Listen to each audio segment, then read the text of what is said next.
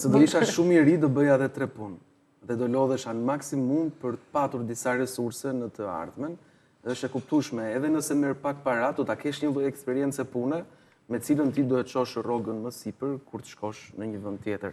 Se mua më çatrafillosin pak të rinjt, kështu që janë 20 vjeçar dhe duan të marrin 1000 euro kur nuk i takon të marrin 1000 euro, ndërkohë duhet të paguhen për 500 euro. Edhe a thot ai ose ajo që unë jam shumë i aftë, ndërkohë kur e ul në tastier, çalojnë gjërat që në çastin e parë.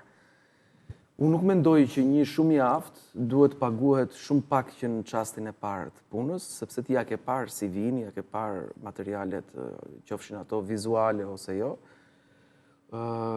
Por ajo që është e rrezikshme sot për sot në shoqërinë tonë që unë e shoh vërdall edhe te miqtë e mi që kanë institucione të rëndësishme që japin paga të mëdha, është që rrogat janë rritur, është ullur cilësia e rendimentit të punës.